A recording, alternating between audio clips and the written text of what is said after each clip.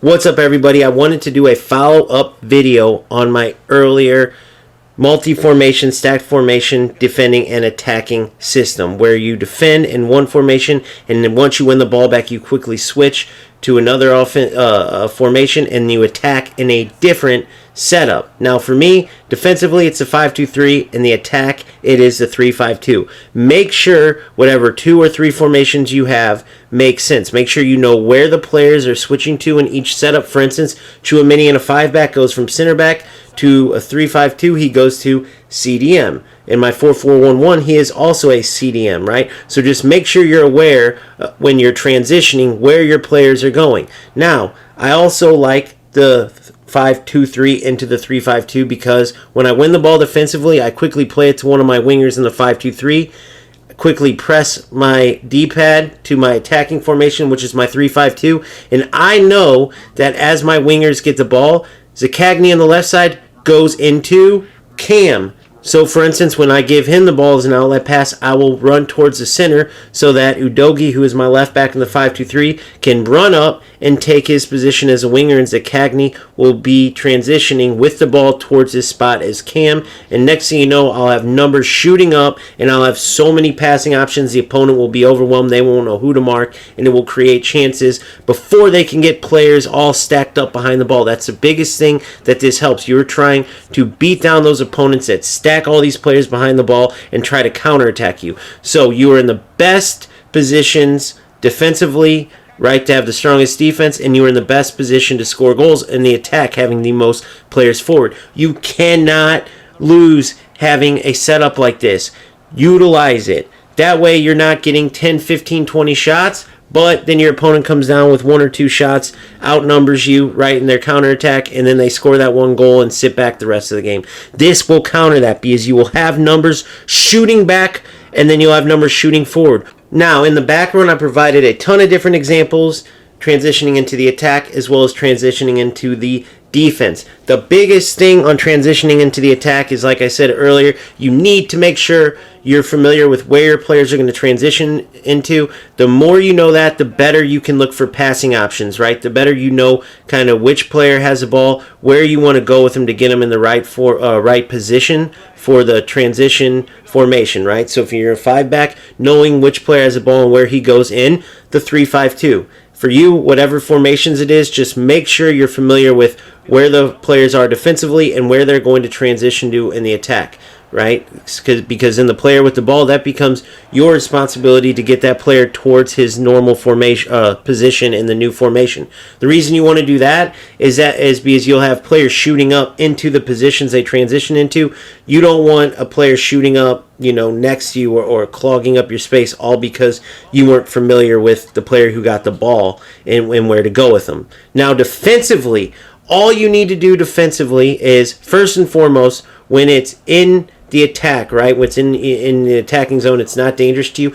Don't switch up too quickly, especially if you have a formation like the 3-5-2 that has a lot of numbers in the midfield, because, like you see here, you can choke up that space and win the ball back before they even get into your defensive zone.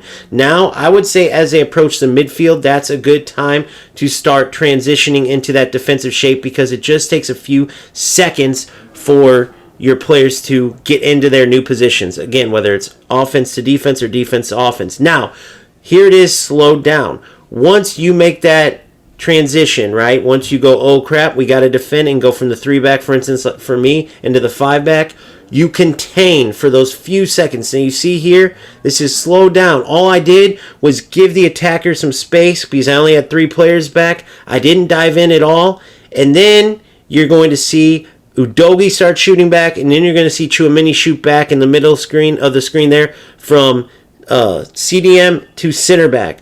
All I would do is contain.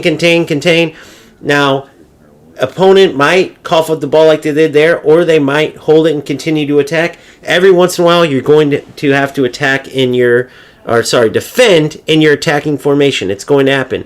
But as long as you contain, give the attacker space, you should, for the most part, be able to get your players to transition back into their defensive shape, right, before they really get into a dangerous position. And then as far as the attack goes, when you win the ball defensively, you just want to make sure you quickly hit that D-pad and get your players into that attacking shape so you can have numbers shooting forward as you transition the ball forward, and then you have numbers in the attack. It is the meta right now. It is the best way to defend and then attack. The transition happens in the build-up, and the player's movement while they're transitioning really throws off the opponent.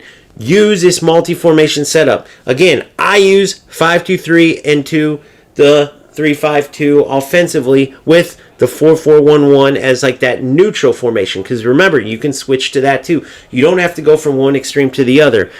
I believe it works the very best right now, but there are times, for instance, you're up a goal, right? And you don't want to totally back off. You want to push for that second goal, but you don't want to take any risk with a 3-back, so you switch from to the 4-4-1-1 in attack instead of the 3-5-2. That could be an example. So you would defend 5-back, switch to 4-4-1-1.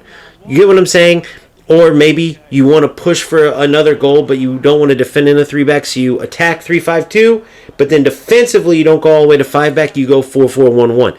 That's how I set up with my 3, and that's some examples of how I would utilize them. You choose the 3 formations that you want the best. I have a ton of different tactics up if you need help on different ideas on which formations to stack together. I can do another video on that as well, on different formations that go together, because you have to make sure it makes sense. For instance, I'm just making this up, but you don't want a formation where your center back goes to striker, because guess what? That's going to take that player forever to transition. You want those transitions to be able to go off smooth and fast. So my left back, for instance, goes to my left wing, right?